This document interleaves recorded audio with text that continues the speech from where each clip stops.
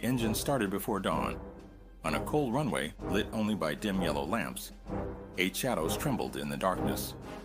Mechanics stepped back slowly, breath turning to mist in the freezing air. A deep rolling thunder began to rise from steel and fuel. Inside the cockpit, a young co-pilot tightened his gloves and whispered to himself, "Let's bring her home." The aircraft waiting on that silent runway was older than many of the men before it.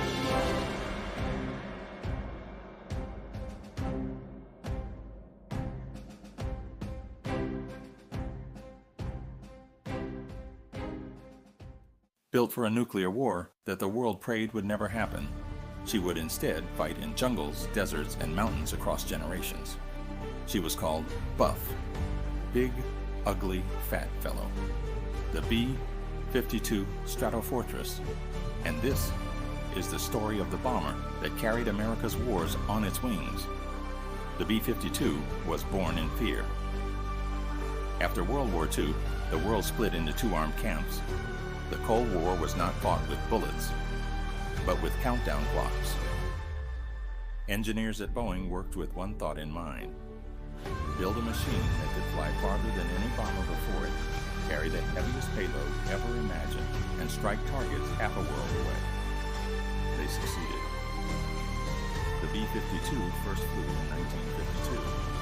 It entered service in 1955, and for decades, its crews trained for one mission: nuclear retaliation.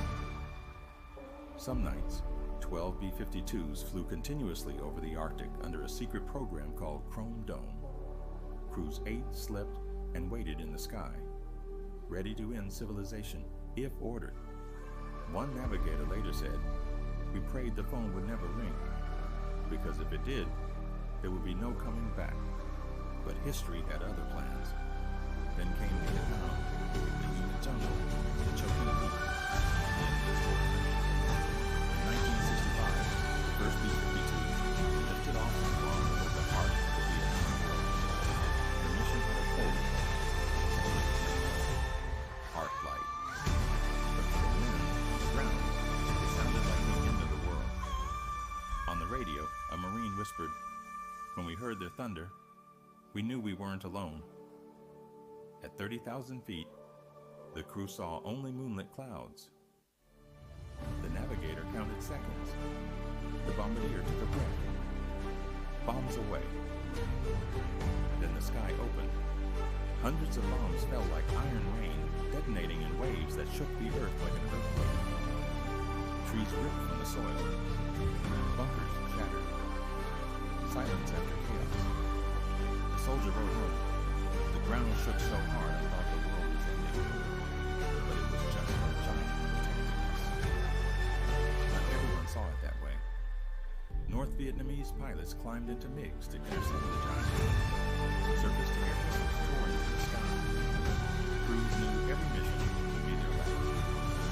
In December 1972, during Operation Linebacker 2, B-52s flew to fell. Tracers entered.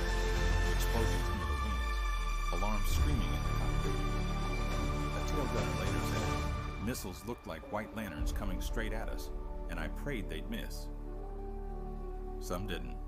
18 B-52s were lost in Vietnam. Crews captured, men missing forever. Still, they came back, always came back. Because the B-52 was more than a machine.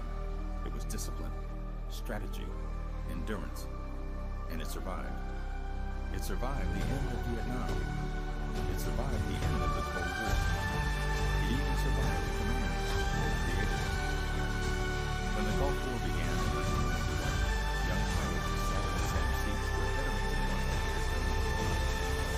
They launched cruise missiles, flew 30-hour missions, crossed oceans in a single strike. One commander said, "My father flew B-52s in Vietnam. I flew them in Iraq. Same airplane, same mission." Decades later in Afghanistan, soldiers in frozen mountains still called for the old giant. It came from the horizon, unseen, leaving only thunder. Buff, a nickname that sounded like a joke, but carried respect, because no bomber fought longer. No bomber kept on the wait. No bomber stayed on alert for so many years, waiting for a war that thankfully never came. Today, men who flew the B-52 still remember the smell, the cold mornings, the constant drone of 8 engines, the loneliness of the sky. One retired pilot wrote, "When I hear that sound in old videos, my heart still races." The B-52 was built for a nuclear war that never happened. But it fought a real war, saved soldiers, terrified enemies, and carried stories of courage and fear. Even after nearly 70 years, it still flies, still crosses oceans, still keeps silent memories inside its wings. Because sometimes, history doesn't belong to the newest machine. It belongs to the toughest one. And when the sky trembles, and that deep roar echoes again, soldiers still look up, and they know the old giant has arrived. The B-52, the shadow that crossed generations, the thunder that never aged, the aircraft that carried the weight of the war, and the memory of every man who fought beneath its wings. But to understand the B-52, you have to step inside. Inside the Stratofortress, time moved differently. The cockpit lights glowed dim green in the darkness. Maps were folded and refolded by frozen hands, pencils scratching coordinates that could change the fate of men miles below. The navigator whispered headings. The radar operator watched a ghostly screen where jungles looked like oceans. And the aircraft commander sat rigid, eyes forward, listening to 8 engines singing the same metallic hymn. Every mission began the same way, with silence. Then the call sign crackled through the headset. Hard light, clear to target. In that moment, thousands of pounds of steel and fire became inevitable.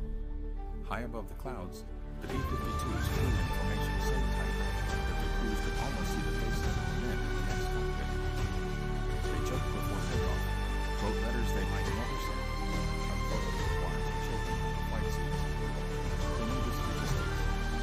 They knew the sand rains. They knew some planes wouldn't return. Still, they went because duty in war is often quiet. On one December night in 1972, during Linebacker 2, the sky over North Vietnam lit up like a storm made of lightning and iron. Missiles clawed upward in bright white arcs. Gunners in the tail turrets whispered prayers as warning lights screamed. One crewman later wrote that the sky looked alive, hunting us.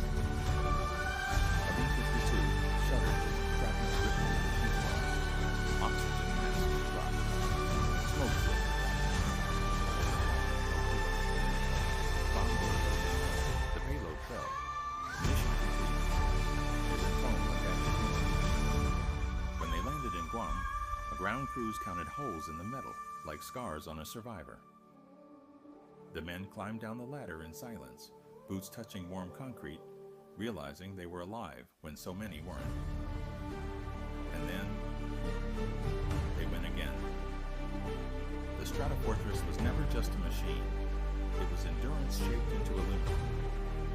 Designed for nuclear war, it ended up flying conventional missions across jungle, deserts, mountains, and frozen skies. It stayed on alert for decades. Crews waiting in ready room, engines preheated, knowing a phone call could mean the end of the war. One pilot remembered sleeping in boots, tunnel beside his bed. We were ready to fly in 15 minutes, and maybe never come back. In the Gulf War, the B-52 crossed half the world to strike targets in Iraq, launching cruise missiles from beyond the horizon. Soldiers on the ground described hearing the distant thunder long before they knew what it was.